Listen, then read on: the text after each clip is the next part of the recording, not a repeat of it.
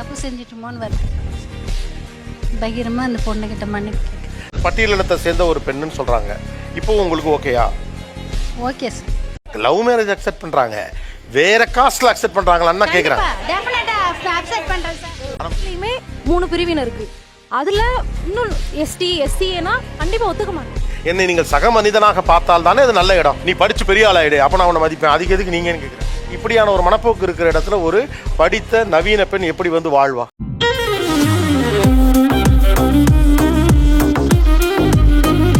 கிராமத்தில் இருக்கக்கூடிய அம்மாக்கள் ஒரு பக்கம், அவங்களுக்கு ஆண் பிள்ளைகள்லாம் இருக்கிறாங்க. கிராமத்தில் இருக்கக்கூடிய பெண் பிள்ளைகள் அவங்க வந்து கிராமத்து பையனை கல்யாணம் பண்ணிக்க விரும்பல. ஏழாவது கர்மாந்திரம்னு ஒன்றும் புரியல. ஐயோ, பல காரணங்கள் இருக்கலாம். ஓகே, சூழல் இருக்கலாம், பையனா இருக்கலாம், இல்ல மாமியாரவே இருக்கலாம். என்ன கொடுத்துருக்க நீ? கிராமத்துல கல்யாணம் பண்ணி போறேன் அப்படின்னா எதை நினைச்சாலும் பயமா இருக்கு. இது ஒரு நல்ல கேள்வி. பதில சொல்றா. பொண்ணுக்கும் மாப்பிள்ளைக்கும் பிடிச்சிருக்காங்கிறது என்ன பொறுத்தவரை போதும் சார். உங்க மாமா பிடிச்சிருக்கா, உங்க அக்காவுக்கு பிடிச்சிருக்கா, அப்பத்தாக்கு பிடிச்சிருக்கா, அப்பத்தாவோட அம்மாக்கு பிடிச்சிருக்கா, இதெல்லாம் கேக்குறாங்க சார். அண்ணே உடனே தானே கரியர் தான் சார் பயமா இருக்கு. நான் வந்துட்டு ஒரு ஹெச்ஆர். இவங்க என்ன பண்ணுவாங்க கிராமத்துலன்னா, அவங்க அம்மாவுக்கு வால் பிடிச்சிக்கிட்டே போவாங்க. பின்னாடியே போய் அம்மாட்ட கேக்குறது, நான் அனுப்பட்டுமா? எனக்கு என்ன அப்படின்னா, நான் நகரத்துல கல்யாணம் பண்ணேன் அப்படின்னா அந்த பையனும் என்னோட பேஷனுக்கு சப்போர்ட் பண்ணுவாங்க. நான் இப்போ சிஏ படிச்சுட்டு இருக்கேன். வந்து என்னை வந்து உன் படிப்பை விட்டுரு, உன் வேலையை விட்டுருன்னு டைரக்டாவே சொல்றாங்க. நமக்கு இருக்கடா வம்பு, இருக்கடா தெரியாம இருண்டு போயிரும்டா. ஏன் கிராமத்துல கல்யாணம் பண்ணிக்க நீங்க விரும்பல? நான் கிராமத்து பொண்ணு, அதனால நான் நகரத்துக்கு போகணும். அதாவது நகரத்து பையன் வேணுமா, நகரம் வேணுமா உங்களுக்கு? நகரமும் வேணும், நகரத்து பையனும் வேணும். ஓகேவா? ஏன்டா அழுகுற? கிராமத்துல இப்ப நம்ம மேரேஜ் பண்ணிக்கிட்டோம் அப்படின்னா ஃபாரின் போய் செட்டில்ட் ஆயிட்டு அப்புறம் தான் மேரேஜ் பண்ணிப்பாங்க.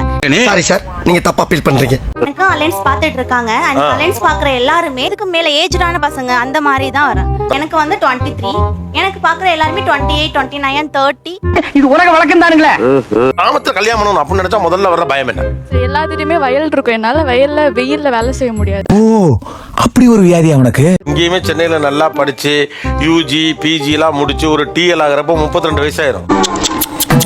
இந்த அவமானம் உனக்கு தேவையா? சிட்டில வந்து அதை மெயின்டைன் பண்ணுவாங்க சார். என்ன மெயின்டைன் பண்ணுவாங்க? வயசு எப்படி மெயின்டைன் பண்ண முடியும்? லுக்க தான் மெயின்டைன் பண்ணலாம். என்ன பீலிங்கா? இல்ல பீலிங்கான்னு கேக்குறேன். எனக்கு தான் பீலிங்கி. போடா. கிராமத்துல வந்து லுக்கு தான் மேட்டரா, வயசு மேட்டரா? எனக்கு அது புரியணும். ரெண்டுமே தான் சார். விட்டா கிறுக்கு நாச்சிரி வாங்கி போட்டுருக்கு. நான் ஒரு நாள் ஒருத்தர் வெளியே போறதுனால என்னால என் குடும்பமும் சிட்டிய லைஃப் என்ஜாய் பண்ணணும். நான் எங்க அம்மா எங்க அக்கா எல்லாருமே வெயில்ல வேலை செஞ்சிருக்கோம். சென்னையில வெயில் அடிக்குமா? இது நம்ம கிராமம் வெயிலுங்கிறீங்க. மத்தளத்திற்கு 2 பக்கமும் அடி என்பதை போல இருக்கிறது என்னுடைய நிலைமை. நான் இதை விட பெட்டரான ஒரு ஆப்ஷன் தரேன். ஏற்காடு, ஊட்டி இந்த மாதிரி ஒரு மாப்பிள்ளைய பாத்தீங்கன்னா ஆல்மோஸ்ட் கிளைமேட் எப்போதுமே நல்லா இருக்கும்.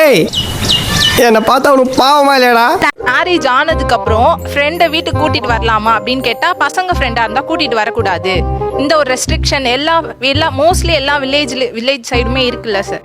200 பெரியார் இல்ல 400 பெரியார் வந்தாலும் முடியாதுடா. எதுக்கு உங்களை திருத்துறதுக்கே. நகரத்து பையன் என்ன பண்ணுவாப்லவா, எல்லாரும் கூட்டிட்டு வாங்க அப்படிமாப்லையா? சார் மோஸ்ட்லி அப்படிதானே சார். யாருமா இதெல்லாம் உங்களுக்கு சொல்லி விடுறா? Nothing personal, just service. கிராமத்து பையனோட அம்மாவை பார்த்தாதாங்க சார் பயம். கல்யாணம் பண்ணிட்டு வர மருமகள் வந்து படிக்க வைக்கிறேன்னு வாக்குறுதி கொடுத்து தான் கூட்டிட்டு வராங்க. ஆனா அந்த வாக்குறுதியை காப்பாத்துறது புடிச்ச மாப்பிள்ள பாயிண்ட. ஒருத்தர கல்யாணம் பண்றீங்க, அவரு தன்னுடைய பெண் தோழிகள் நிறைய பேர் நம்ம வீட்டுக்கு கூட்டு வர்றாரு, நீங்க என்ன சொல்லுவீங்க? ஆரம்பத்திலேயே ஆப்பு வைக்கிறேன். எனக்கும் பசங்க ஃப்ரெண்ட்ஷிப் இருக்காங்க. உங்களுக்கு பொண்ணுங்க ஃப்ரெண்ட்ஷிப் இருக்கிறதுல தப்பு இல்லைல்ல சார். ஒரே நிமிஷம், இந்த பொண்ணு சொல்றது பொய், உண்மை இல்லைங்கிறவங்கள கை தூக்குங்க. நல்லா கை தூக்குங்க. நீ மட்டும் கை தூக்கல, நீயும் தூக்கிடு. எல்லாம் ரெடியா இருப்பீங்க. யாருக்கு என்னென்ன பதில் சொல்ல விரும்புறீங்களோ சொல்லலாம். அதை விட வரேன்னா ஒண்ணு எனக்கு அதுக்காக தான் காத்து நிக்கிறேன். கிராமத்து மாமியார் இந்த காலத்துல இது செய்யக்கூடாது அதை செய்யக்கூடாதுன்னு சொல்றாங்க. எல்லாருக்கும் எல்லா வசதிகளும் இருக்கு. பாத்தியில ப்ராடக்ட்ட 30 வருஷம் எக்ஸ்பீரியன்ஸ். நான் பாஸ்தா செய்யறேன்னு வச்சுக்கோங்க. இப்போ என் வீட்டுக்காரர் ஏதோ சாப்பிடுறேன் அப்படின்னு ஒத்துக்காரு. இவங்க எல்லாரும் ஒத்துப்பாங்களா சார்? வீட்டுல மாமனார் மாமியார் இருப்பாங்க, அவங்களுக்கு தனியா நான் தனியா செய்யணும். நான் குமார் அவசரப்பட்டிய ஒரு பெரியவங்கன்னா நீ அட்ஜஸ்ட் பண்ணி செஞ்சு கொடுத்துட்டு நீங்க சாப்பிடலாம், தப்பு கிடையாது. ஒரு வீட்டுக்கு நீ மருமகளா போற, உனக்கும் உங்க வீட்டுக்காரருக்கு மட்டும் சமையல் பண்ணி சாப்பிட்டேன்னா அப்ப இருக்கிறவங்களுக்கு யார் செஞ்சு கொடுப்பாங்க? உன்னை பத்தி நான் கூட என்ன ரசிக்கிறேன், நீ சீப்பாளா இருந்திருக்க. கிராமத்துல வந்து இன்னும் ரிலீஜியன், அந்த சமூகம், பொண்ணு வேற ஜாதி வேற சமூகமா இருந்தாலும் ஓகே அப்படின்ற மனநிலைமைக்கு இன்னும் போகல. நாடு எங்க சார் போகுது? நாடு நாசமா போகுது. காதல் திருமணம் செய்ய முடியாது. கிராமத்தில் காதல் திருமணம் செய்ய முடியாது. It's all fate. நம்ம கையில எதுவும் இல்ல. அதுவும் கரெக்ட் தான். யாருமே அவாய்ட் பண்றது இல்ல. இப்ப எல்லாமே கிராமத்துல லவ் மேரேஜ் அக்செப்ட் பண்றாங்க சார். லவ் மேரேஜ் அக்செப்ட் பண்றாங்க, வேற காஸ்ட்ல அக்செப்ட் பண்றாங்களான்னு தான் கேக்குறாங்க. டெஃபினட்டா அக்செப்ட் பண்றேன் சார்.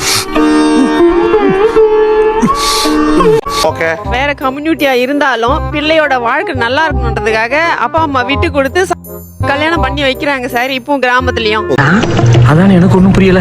அந்த பாப்பா எந்த கேஸ்ட் என்ன ஏதுன்னு கேட்கல. இப்ப அவ ஓகேன்னா நான் இந்த நிமிஷம் என் பையனை கல்யாணம் பண்ணி கூட்டிட்டு போறேன். சொல்லுங்க சார். பொண்ணு கேட்டது கேள்வி அந்த பொண்ணு தானா? காதல் திருமணம் அனுமதிக்கப்படுது. எம்பிசி ஒரு பிசி ஒத்துக்கிறாங்க. ஓப்பனா என்னோட கேஸ்ட் சொல்றேன் சார். நான் வந்து ஒரு எஸ்சி. ஒரு எம்பிசி எஸ்சியை பண்ணுவாங்கன்னா ஒத்துக்க மாட்டாங்க. இப்போ அந்த பொண்ணு பட்டியலினத்தை சேர்ந்த ஒரு பெண்ணுன்னு சொல்றாங்க. இப்போ உங்களுக்கு ஓகேயா? Okay sir. இல்ல முதல்ல இந்த ஸ்பீடு இப்ப இல்லையேன்னு கேக்குறேன். வீட்டுக்காரர் கேட்கணும் சார். என்ன முதல்ல மட்டும் வீட்டுக்காரர் கேட்கல? அடம் பிடிக்கிறிய நீ. பெரும்பாலும் ஜாதி இல்ல சார். எல்லாம் போய் கேட்டுவாங்க. இப்போ நான் பட்டியலினத்தை சேர்ந்த பொண்ணு இந்த பொண்ணு சொன்ன உடனே நான் வீட்டுக்காரரை கேட்கிறேன். நினைச்சேன் திருந்த மாட்டேன்ல, வருந்த மாட்டேன்ல, செஞ்ச தப்ப கொஞ்சோண்டு உணர்வேன், உன தூக்கி ஜெயில போலாம் நினைச்ச ஆரம்பிச்ச இடத்துல நிக்கிறீடா. ஏன் அந்த இடத்தில் இருக்கிற ஒருவரின் மனநிலையிலிருந்து அதை பார்க்கணும். இல்ல இது சிரிக்கிறதுக்கான விஷயம் இல்ல. இது என்ன மனப்போக்கு? இப்படியான ஒரு மனப்போக்கு இருக்கிற இடத்துல ஒரு படித்த நவீன பெண் எப்படி வந்து வாழ்வா? நீ பொத்திட்டு உட்கார்ற. இந்த பொண்ணை மருமகளாக்கிக்கணும்லாம் தோணிருச்சு, பொண்ணை பிடிச்சிருக்கு. இப்ப எது உங்களை தடுத்துருச்சு? சொல்ல தெரியல சார். என்ன இன்னைக்கு ரொம்ப ஜாம் ஆகுது தெரியல. இருக்கு, வெளியே வரல. ரியாக்ஷனுக்கு உங்க பதில் என்ன? இதுல எனக்கு எந்த அது அவங்களோட ஒப்பீனியன், அவ்வளவுதான். ரொம்ப பெருமையா இருக்கு. நான் சின்ன வயசுல இருந்து இந்த எஸ்சி இவங்களாம் வந்து படிக்கிறதுல காலத்துல இருந்து இப்போ வரையவே இந்த மாதிரி எத்தனையோ பொண்ணுங்கன்னு கிடையாது, பசங்க எல்லா இடத்துலயுமே ஒரு இதை வந்து நாங்கள் அனுபவிச்சுட்டு தான் இருக்கோம். இது நாங்கள் எப்பவுமே அனுபவிச்சுட்டு இருக்க ஒரு ஒண்ணு. இது எனக்கு புதுசு கிடையாது. என்னப்பா பண்ண சொல்ற? முருகன் ஒவ்வொருத்தரோட வாழ்க்கையும் தாறுமாறா விளாடுறான்ப்பா. ஒரு சொல்லிட்டு நம்ம தப்பு செஞ்சிட்டோமோன்னு வருத்தப்படும், கஷ்டமா இருக்கு. ஒரு பொண்ணை ஏமாத்துற மாதிரி ஒரு ஃபீலிங். பகிரமா அந்த பொண்ணுகிட்ட மன்னிப்பு கேட்கிறேன். உங்களை மாதிரி மனுஷன்லாம் இருக்கனாலதான் கொஞ்சமாச்சும் மழை பெய்யுது. ஆனா மனசுக்கு உங்களுக்கு ரொம்ப பிடிச்சிருக்கு அந்த பிள்ளை இல்ல? பிடிச்சிருக்கு சார், பிடிச்சிருக்கு. இவ்வளவு நாளா எங்கடா இருந்தீங்க? பொண்ணு படிப்பு நல்லா படிச்சுட்டா நீங்க ஐஏஎஸ் இருக்கீங்கன்னா எல்லாருமே நீங்க ஐஏஎஸ்